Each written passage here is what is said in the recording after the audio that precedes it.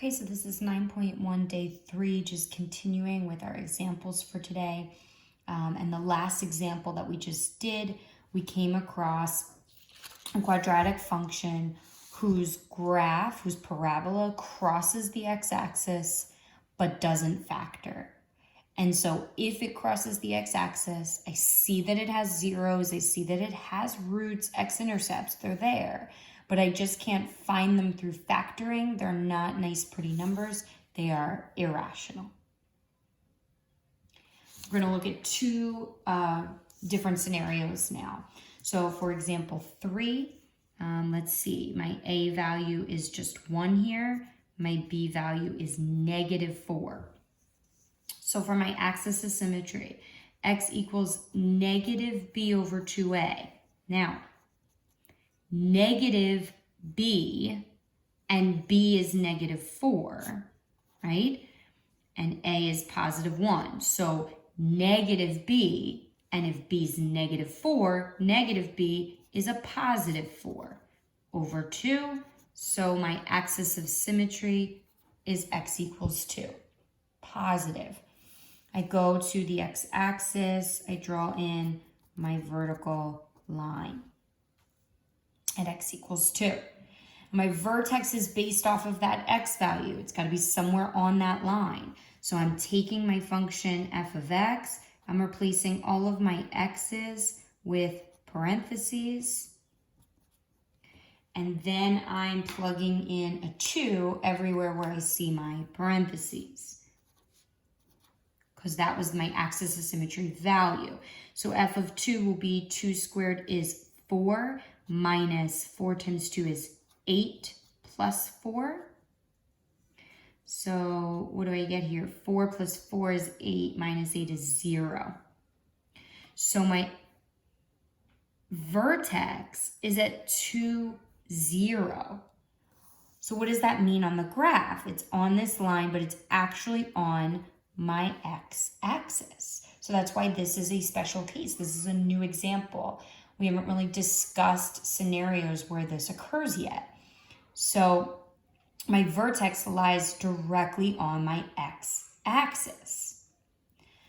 My y-intercept, remember, still comes from plugging in 0 for x. So when I plug in 0 for x, the only thing I see is a 4. So 0, 4 is my y-intercept. I go to 4 on the y-axis, and before I'm done lifting my pen, I mirror that on the other side of my axis of symmetry. Now to find my x-intercepts, right, we factor, so we set equal to 0. Set our quadratic function equal to 0. I have no number in front of x squared. I can try to jump right to the double bubble, assuming it factors x and x. I need two numbers that multiply to 4 and add to 4. So 2 and 2. They both need to be the same sign to multiply to a +4. They both will be negative so that they add to the -4. So what I end up getting here is 2 of the same equation. And we did some like this in 9.4 when we solved by factoring. But I get the exact same equation twice. So, I mean, you can write it twice, but there's really no point. You're going to get the same answer. You're going to get x equals 2 both times. What does that mean? My x-intercept, my 0, my roots, is just one value, 2, 0. And you can see that because that was my vertex. So I don't have 2 x-intercepts in this case. It's kind of cool. Because my parabola sits right on the x-axis, I only have 1 x-intercept. I was still able to find it. I still factored and got an answer, but the cool feature here is just that it's one value. So for our last example for today, and this is kind of the trickiest case, I think, we have our quadratic function that we're going to identify a and b. A is -1 and b is 4, positive, right? So I'm going to plug into my -b over 2a. So I get -4 over 2 times -1, which is negative 4 over negative 2. So I still get a positive 2. I have the same axis of symmetry as my last problem. Go to my graph, go to x equals positive 2, and fill in that vertical line. I need to figure out where on the axis of symmetry my vertex falls. And again, we've been doing this so much at this point, so hopefully this seems really repetitive. I'm first replacing all of my x's with parentheses. And then I'm going to be plugging in my x value from my axis of symmetry, which was a positive 2.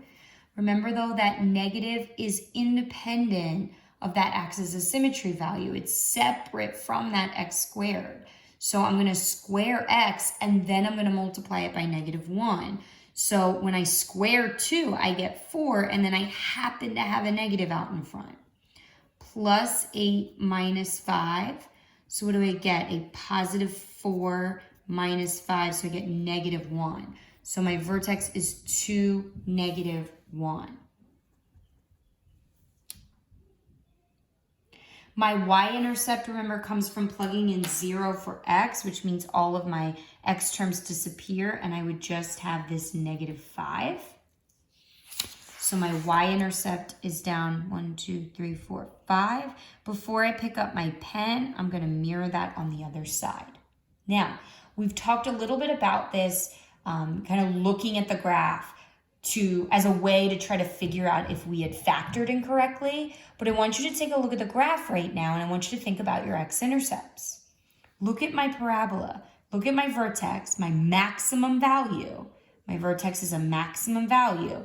Think about filling in the pieces here, connecting those dots, creating my parabola. What do you notice about x-intercepts? Does this parabola ever touch the x-axis? No, it doesn't touch the x-axis. Now I'm going to rewrite my function down here at the bottom, and I'm going to try to factor it to show you how this matches up with the visual. Remember, I'd have to take out a negative first before I could even attempt to do my double bubble, which means every sign is changing. So what would I be looking for? I would be looking for two numbers that multiply to 5 and add, because 5 is a positive, add to 4. Not have a difference of 4, because then I could find them, 5 and 1. If I plug in 5 and 1, try it. They have to be the same sign, both negative.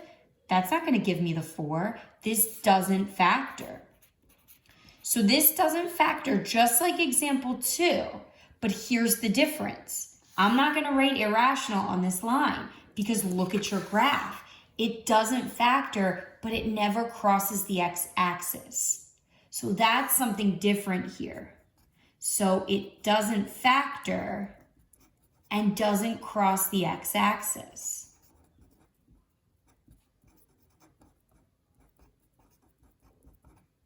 Because of that, my x-intercepts, my roots, my zeros, are non-real. So let's try to remember the difference between values that are not real and values that are irrational, right? So I gave you some examples when we did the irrational example. I gave you some examples of what your x-intercepts might look like, right? The irrational version was it crosses the x-axis, but just doesn't factor. So maybe my roots, here are some examples. Maybe my roots are root 2 and negative root 3, something like that, okay? Numbers that I can actually calculate. They're just not integer values or rational numbers. They're not fractions either. In this example, where it doesn't even ever cross the x-axis and doesn't factor, you have non-real values. These numbers are still real. Okay, we only study real numbers in Algebra 1. So these are numbers that even if we wanted to, we couldn't even find them. They're not numbers like root 2 and negative root 3. They're numbers like square root of negative 2. Imaginary numbers, something with an I in it. That's stuff that we don't even get to in Algebra 1. So just trying to understand the difference there and the visual. So hopefully you can see. And I'll write this here so that we could try to get a shot of all of that at once. I want you to get a picture of the graphs and the conclusions. So again, crosses the x-axis, but doesn't factor means my roots are irrational. And that's what we're asking you to write. We're not asking you to find the irrational values, just write irrational. Doesn't cross the x-axis, doesn't factor. These are values you can't possibly find. These zeros are non-real, and that's what you would write.